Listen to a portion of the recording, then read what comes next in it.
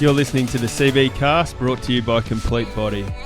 To stay up to date, subscribe to our channel on Spotify or Apple Podcasts, or you can watch the full episode by subscribing to our YouTube channel, Complete Body Health and Fitness. All right, welcome back to the CB Cast, everyone. This is episode 2 of our Women's Health series, and today we're going to be talking about food and the effect it can have for women during their menstrual cycle. And we're fortunate enough to be joined by one of our members and a dietitian at Balanced Nutrition, Rhi. Hey, how are you? Good, thanks for coming along. Thanks for having me. How are you going? Good. That's good. A little bit of a funny, guys. This is actually our take 2 for today. We the memory card on the camera was full, so The boys are running a very professional show. Yeah, second time round lucky. All right, so just to kick it off, what are some key factors, I suppose, for women with their food and training and their cycle? I guess pretty broad, and I guess we'll get into it as we go along. But I think now more than ever, women are really involved in training, in exercise, and prioritising that for themselves. But we just need to make sure that they are also doing it in a way that they are getting outcomes in feeling good, giving themselves enough of what they need to get through that exercise and training, so they can see the results as to why they're signing up to do it. Yeah, for sure. And I suppose also, eating food is probably something we see commonly in the gym. Eating enough food for their training can be an issue. Is that something you find that you come up against a bit? Yeah, massive. And it's coming out in a lot of studies now too that women just aren't eating enough to fuel themselves through exercise. We've been hounded from a young age that we shouldn't have as much on our plate, or we should be eating small meals, and there's this big fear around eating a lot in case we gain weight or anything like that. So it is coming up now a lot that women aren't eating enough, and then we're seeing consequences like injuries and not like burning out and things like that happening because they're not eating enough to fuel their body. Yeah, and is it just a bit of, I guess, the mental side for women to just, I suppose, maybe have the knowledge but then also feel comfortable, I guess, probably not just for women, but in our society, there's such a big thing around how you look and weight and training, etc. Is it the mental side that you think they have trouble getting their head around? Yeah, like as I said, from a young age, we've been told don't put too much on your plate, and then you see all these diets and things out there that massively restrict calories. So again, you feel like you can't eat because if you do, you'll gain weight. Whereas actually, in turn, if we ate enough, we'd probably see more results. From that side of things. So it is a big battle with working with women to say, hey, you actually can eat and you can have more on your plate and you don't need to restrict as much as what you've been told you have to. Yeah, awesome. All right, so before we go too far into the cycle, there's obviously some differences hormonally between women and men. Can you just outline a few of those and I guess maybe why... or how they affect like women in their cycle? Yeah. So I guess biggest difference between men and women is that women have a menstrual cycle, men don't. So up until that like puberty sort of stage, men and women are kind of similar in their makeup. But then once that menstrual cycle kicks in for women, that's when we see that real distinct difference. So kind of understanding that women aren't small men is a really big thing with talking to trainers and talking to dietitians and things out there to say, hey, these guys are quite different in the way that we give them advice. So the way that we regulate temperature, the way that we recover from training, having soreness, fatigue, those sort of things is really different for women versus men because of the different hormones that we have from that menstrual cycle. Yeah, cool. So I guess onto the cycle, can you just, before we delve right into it, just give that a general overview and an explanation of the phases? Yeah.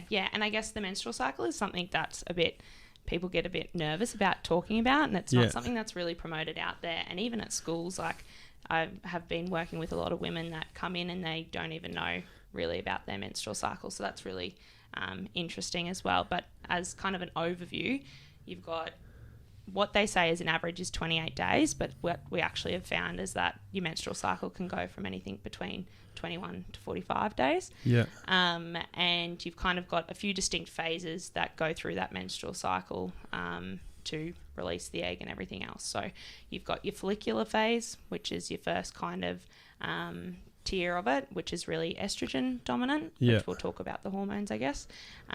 You've then got your ovulation, where that egg is then kind of prepared, and then you've got your luteal phase, which is either where we have the fertilization sort of happen or not, if that doesn't happen in the cycle. So they're kind of your main sort of phases: follicular phase, ovulation, and luteal phase. Yeah, cool. And is it pretty common for women to, I guess, have a shorter or longer cycle, or is it just really individual? Yeah, really individual. And again, that's probably something that needs to be advertised to women a little bit more, is that everyone's really different. So that standard that you get told at school that it's 28 days, you bleed for 7 days, is really just not the standard for every woman. It's going to be really different. So that kind of scale of 21 to 45 days is what we kind of say to women. There's plenty of like apps and period trackers and things out there now that you can then start to find what your normal cycle is.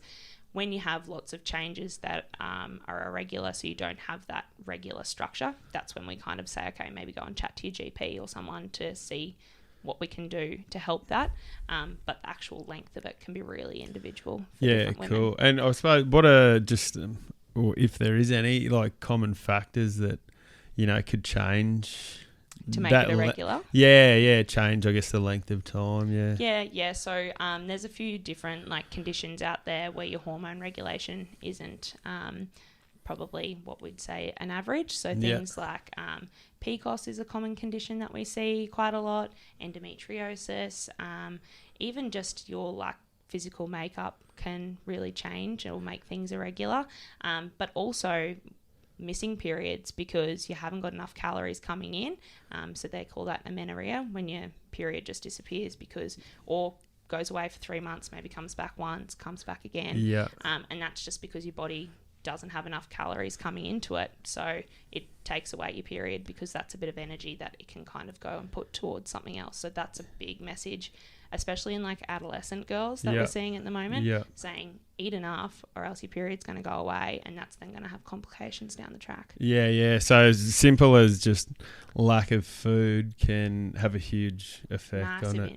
Massive impact. And would you say then too, I suppose, like lack of food, if for someone who doesn't train, but then if someone who is training, and I suppose putting that extra stress on their body would increase that? Yeah, absolutely. So it can definitely go either way.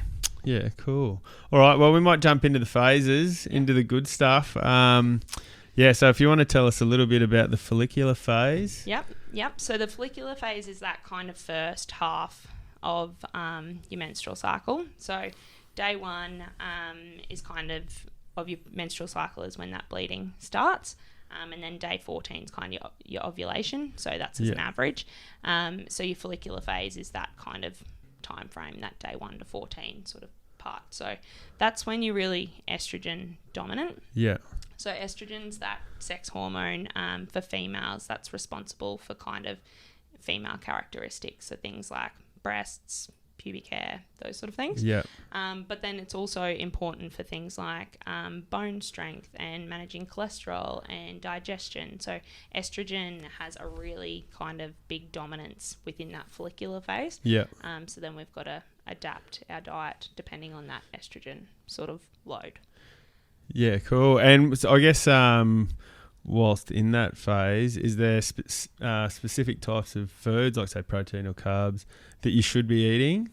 So because estrogen's a bit more dominant within that sort of phase, that's kind of the time when women probably go into the gym and they do feel like a bit of a boss, like they feel like they can train and they're getting good results, and that's because the estrogen kind of dominance gives us that kind of boost within our training, so we can actually metabolize carbohydrates a lot better in that time. So we would often say, okay, in that first 14 days of your cycle, or whatever your regular bit is there, that's when we want the carbs to come in. That's when we're going to see a little bit more progress within your training, because you're going to be feeling good. You're processing carbs. Carbs are those foods that give us energy to function within a day. Yeah. So if we can kind of make sure we're having that, we're metabolizing it really well, we're then going to see a little bit more results with the training as well. Yeah, cool. And so I guess your recommendation is in that phase is to sort of like really rip into your training? Yeah, absolutely. So as I said, carbs give you fuel. So if we're processing those carbs really well, we're going to get good energy. Yeah. So then we're going to make more progress within our training. So that HIIT style training is what you really want to tap into within that follicular phase, because we are burning that energy. We're feeling good. We're going to be able to get that result. Yeah, cool. And I guess you said, walking in the gym feeling like a boss. Is that, I suppose, being a man, I wouldn't know, but like that feeling of, just really high energy, you feel fit, you feel strong? Yeah, absolutely. So women, like our hormones over that menstrual cycle really fluctuate day to day. So that you are going to have times where you feel awesome, and that's when you want to tap into that. Yep. But then there's also times that you're going to feel not as awesome, and you need to also adapt your training then and say, okay, maybe this is the time that I maybe back off a little bit. And that's a big thing too that we need to kind of promote, is that women do change day to day with those hormones. It's hormone affected. So if they come in and say, no, I'm just not feeling it today, understanding that and allowing them to adapt their training to suit that. Yeah, cool. It's interesting as a coach. I've and like you said earlier that I guess in society it's something that, whether we're not encouraged to not speak about it, but like the word cycle or menstrual cycle, you don't, well, certainly from a male perspective, you don't hear about it a lot. But I have personally a couple of clients who are obviously females and, have come in before and they've said, oh, you know what, Ryan, today I'm just really not feeling it. I've got my cycle. This is what's happening, blah, blah, blah. And we've changed the session and the outcome for them has been massive. So I think if there's any coaches watching or listening, that understanding and knowing your client and being able to have that relationship is probably really important. Yeah, absolutely. And that follicular phase is where you do tap into that HIIT training. So take advantage of it while you can. But then in that luteal phase, which we'll talk about as well, that's when you kind of back off and want to go for that lower intensity style of training. And being flexible in that approach is really important to see those results for women. Yeah, cool. And can it have a bit like almost the opposite effect, say, like I know myself, some days you go to training and I just feel flat. I feel like I got no energy, and you probably don't really push yourself as hard. But if you've got a woman who is in that phase and or in a phase where she shouldn't be being pushed, and the training is too hard, can that have like any sort of effect or outcome on their cycle? Probably not so much on their cycle, but just more mentally, like if you're kind of being put in a position where you're being pushed when you don't feel like being pushed, and you're then not getting results, you kind of put that back on yourself a little bit and say like, well, why can't I do it? And if you don't have the understanding that it's your hormones that are affecting that, then you're going to kind of punish yourself a little bit and say, oh, well, why aren't I getting the results that I need, when it's really your body just isn't quite ready to do that day. Yeah, and it's not so much like your want or your effort output, there's something else happening. Yeah, cool. All right. I suppose the ovulation stage. Yeah, so ovulation is then kind of one of those times that it's not very long, but we can kind of really tap in to get some good results there. So what we've kind of seen is you have like a little peak of testosterone at that ovulation kind of stage. And that's actually been shown that if you wanted to do like your 1RM sort of results, that's when you're going to kind of get those really good things show through because of that ovulation and testosterone peak. Yeah. The other thing with the ovulation phase is that you actually are a bit more at risk of injury.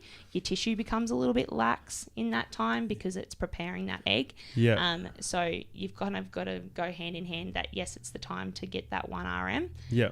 but also do it in a really safe way with good technique because your tissue's a bit lax, so we don't want to give you an injury. Yeah. Yeah. So there's been a few studies that like ACL tears and things like that are really a little bit at a higher chance of happening at that ovulation time. So kind of have to balance it, making sure you're doing your technique right, but that is also a time to tap into that 1 RM. Yeah, cool. I guess too, is there like the ovulation phase, like how many days does it last? I'm just coming purely from having friends and hearing people like trying to have babies. Like I remember being a young man and thinking that, you know, it's probably really easy for someone to get pregnant, but it's actually quite hard. Yeah, it is. And it's really individual for different people.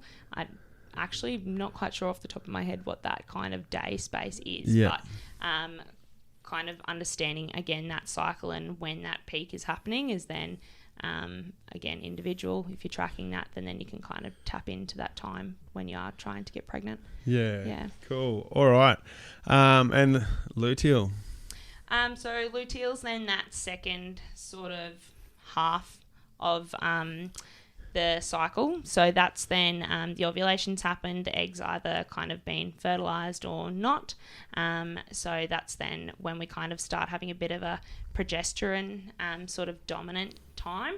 And that's then just, again, around the thickening of the lining and either preparing the egg or not for that fertilization. So luteal phase is then when we talk about like diet and exercise is more you kind of rest sort of time. So that's when you do more your lower intensity exercise. So things like yoga, going for longer sort of runs. And that's just because our carb utilization isn't as good within that time. So our more fat and protein kind of food would come in there because we're using more fat for fuel within that luteal phase more than carbohydrates for fuel. Okay. Yeah, and what about, sorry, I don't think I asked, in the ovulation phase, what food should we be looking at eating there? I guess that's kind of just an area that a bit of like mood swings and things can kind of happen, a few cravings and things like that. So my biggest suggestion around that ovulation phase is kind of just listening to your body and seeing what you're feeling at that sort of stage and catering towards that. So yes, cravings and all that sort of thing come in.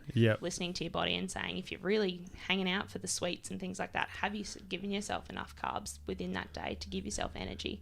So often when we're having those sweet sort of cravings, it's because our body's reaching out for energy and wanting something to come in.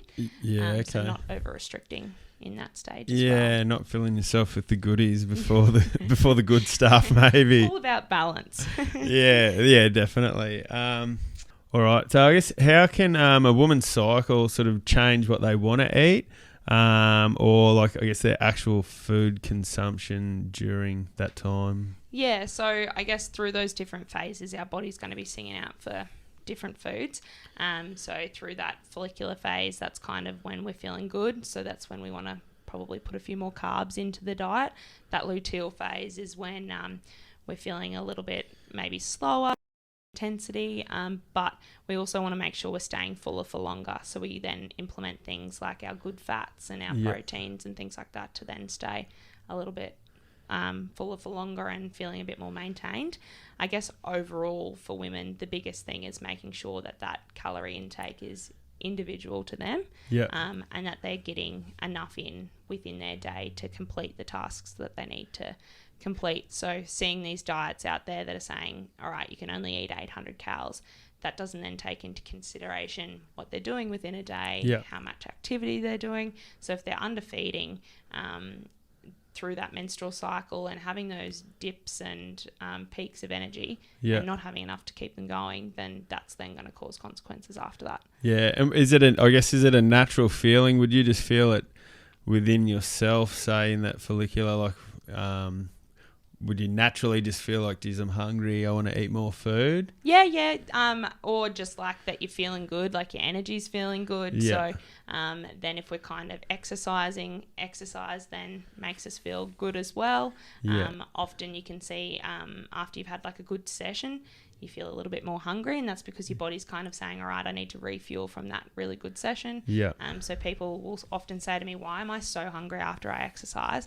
And often it's because you've tapped into those energy stores and you need to refuel them and pick them back up. Yeah. So if you've done a good session and then gone home and only had a banana, well, that hasn't really refueled what you've just done. Yeah, so you yeah. need to, your body's singing out and saying, hey, I need a little bit more energy to get me through the day. Yeah, so I suppose it's a generalisation because you are feeling a lot more upbeat. I guess your output is going to be higher, so your input wants to be higher as well, yeah? Yeah, for the most part, yeah. Yeah, Yep. cool. Now, probably just a bit of a common thing that, you know, I hear or we hear in the gym is like about carbs, or maybe like a myth around carbs, and like carbs make you fat, etc. Probably like a couple of parts to the question. Do you find it hard working with female clients to get them to probably reach their calorie goals and like maybe carbohydrate goals? Yeah, absolutely. Carbs have been filtered through the media as being the absolute devil to putting on weight. And no food, I guess, can be the consequence of putting on weight. Yeah.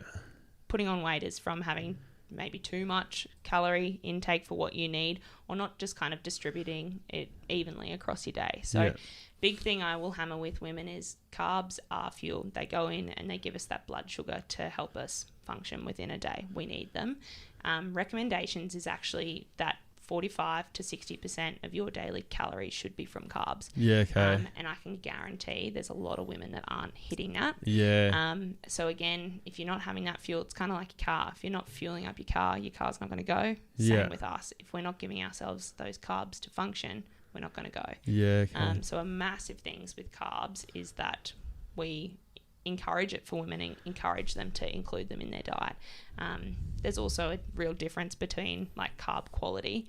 You have foods that have your good carbs in them, and you have your foods that have maybe not so good carbs. Yeah. So we do want to adapt and manipulate them to give you those good carbs that are going to give you that long-lasting energy, rather than like a hit of energy. We feel sweet for half an hour and then a drop where we maybe don't feel as good afterwards. Yeah. How do you go with, I guess, resistance from clients? Yeah. With that? It's massive, and it takes time. Like if something's been hammered into our brains for a long time that carbs are no good, it's not just going to be a flick of a switch to say, all right, well, they are good, so include them.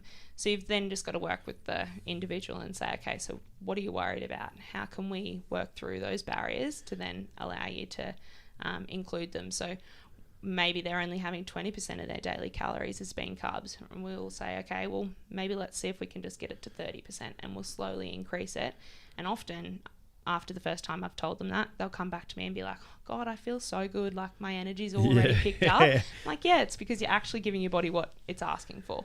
I suppose how do you split the fats and protein around that? So if it's 45 to 60 of carbs. So then your other macronutrients is then fats, and then we've got proteins. So fats are actually meant to be 20 to 35% of your daily calorie intake as well, which is probably another one that you see a little bit of resistance around. Yeah, I was going to ask you that. It's definitely, I suppose, and it's just coming to me now, like you hear, like, you know, I'm trying to lose weight, I don't eat carbs, I don't eat fats. I'm just thinking now, you know, is protein the only thing people eat? I'm not sure. But is it like that's something you come up against as well? A fair bit? So fat's another one.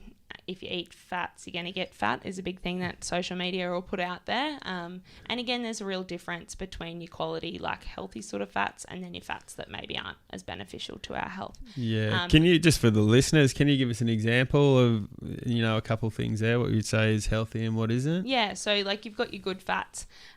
So good fats actually help like lower cholesterol, help with regulating our body temperature, helping our skin and nails stay strong. There's so many benefits to it. So then you have your not so nice fats, which are like your saturated and your trans fats. Yeah.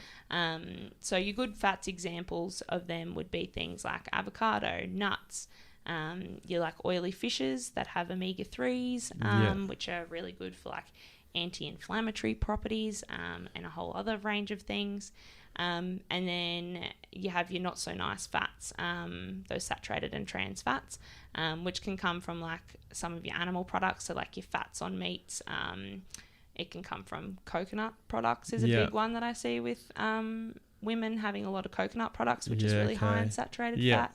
And some of your like high fat sort of dairy options as well. Again, never saying that you can never have those foods again. It's just looking at how much they're coming into your diet and how you can then manipulate it again to get your results. Yeah, for sure. I guess I suppose too, like fats, how can they affect like hormone levels as well? Yeah, so it has a massive play on like your estrogen levels. So within that luteal phase, when your estrogens dip down a little bit, our fat oxidation, or like how we metabolize fat, is a heap better in that sort of phase. So that's when we would want to include some of those good fats, because our body's metabolizing them really well while that estrogen's down a little bit. Cool. So in that luteal phase is when we would then tap into that kind of good fats included. Yeah. And what about, sorry, I didn't ask before, but what about carbs and the hormone side? So again, when that estrogen's kind of peaked, that's when we're kind of seeing carbs processed a lot better, or metabolized a lot better in our body. So that's then when we would kind of more include those, because they're processing really well and giving us that energy a little bit better than maybe when estrogens dip down a little bit. That kind of, they store really well in that time, so we can load them up, but actually using them quickly doesn't happen as much in that stage. Okay, cool. Okay, and what about protein? Yeah, so protein is one of those ones that you see in social media that's like protein. Make sure that you've got protein happening all the time. But understanding why we use protein is massive. So for women especially, or everyone, protein is what helps with that muscle growth and repair. So super important for recovery. And that's probably the biggest thing that I will say to women as well, if they're saying that they feel sore or fatigued or anything like that.